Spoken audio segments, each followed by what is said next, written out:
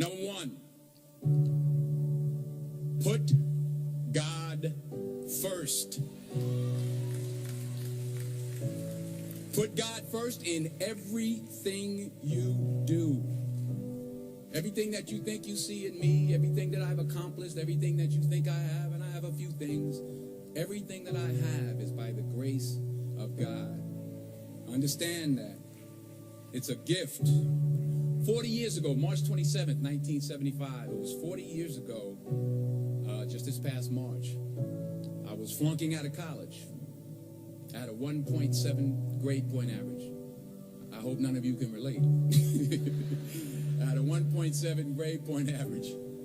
I was sitting in my mother's beauty shop. They still call it beauty shop now? What they call it now? Yeah, I was sitting in the beauty parlor. I was sitting in my mother's beauty parlor, and I'm looking in the mirror, and I see behind me this woman under the dryer. And every time she looked up, every time I looked up, she was looking at me, just looking me in the eye.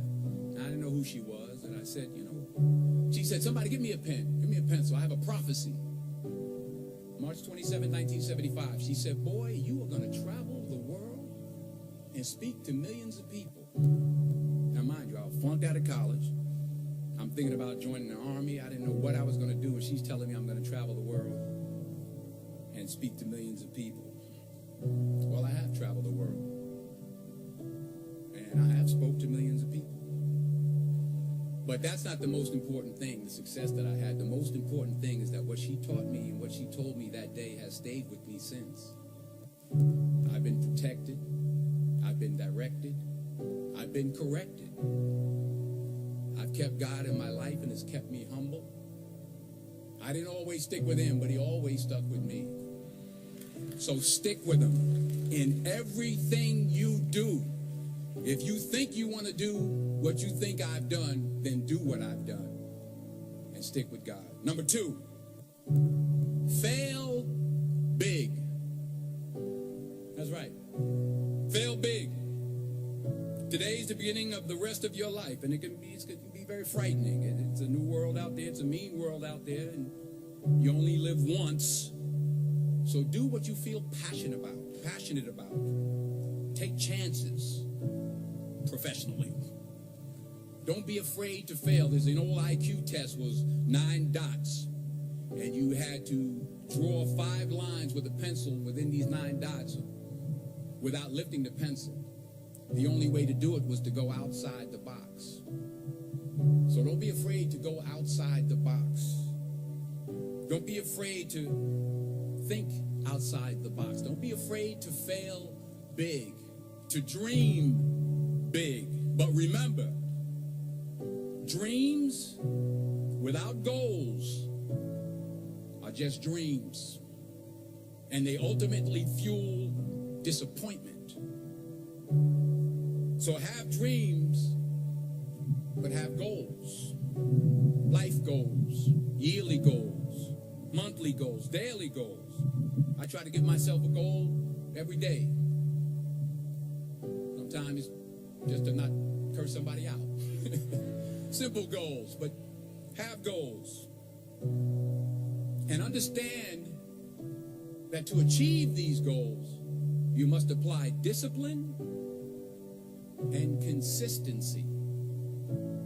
In order to achieve your goals, you must apply discipline, which you have already done, and consistency every day, not just on Tuesday and miss a few days. You have to work at it every day. You have to plan every day. You've heard the saying, we don't plan to fail, we fail to plan. Hard work works. Working really hard is what successful people do. And in this text, tweet, twerk world that you've grown up in, remember, just because you're doing a lot more doesn't mean you're getting a lot more done. Remember that. Just because you're doing a lot more doesn't mean you're getting a lot more done. Don't confuse movement with progress. My mother told me, she said, yeah, because you can run in place all the time and never get anywhere. So continue to strive, continue to have goals, continue to progress. Number 3, you'll never see a U-Haul behind a hearse. I'll say it again.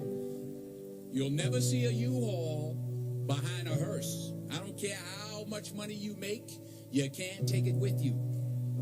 And it's not how much you have.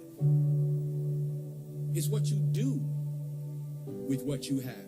We all have different talents. Some of you will be doctors, some lawyers, some scientists, some educators, some nurses, some teachers. Yeah, okay. Some preachers. The most selfish thing you can do in this world is help someone else. Why is it selfish? Because the gratification, the goodness that comes to you, the good feeling that I get from helping others, nothing's better than that. Not jewelry, not big house I have, not the cars, but it's the joy. That's where the joy is in helping others. That's where the success is. Finally, I pray that you put your slippers way under the bed tonight, so that when you wake up in the morning, you have to get on your knees to reach them. And while you're down there, say thank you for grace. Thank you for mercy. Thank you for understanding. Thank you for wisdom. Thank you for parents. Thank you for love. Thank you for kindness. Thank you for humility. Thank you for peace. Thank you for prosperity. Say thank you in advance for what's already yours. That's how I live my life. That's why I am. One of the reasons why I am today. Say thank you in advance for what is already yours. True desire in the heart for anything good is God's proof to you sent beforehand to indicate that it's yours already. I'll say it again. True desire in the heart, that itch that you have, whatever it is you want to do, that thing that you want to do to help others and to grow and to make money, that desire, that itch, that's God's proof to you, sent beforehand already to indicate that it's yours. And anything you want good, you can have. So claim it. Work hard to get it. When you get it, reach back. Pull someone else up. Each one, teach one. Don't just aspire to make a living. Aspire to make a difference.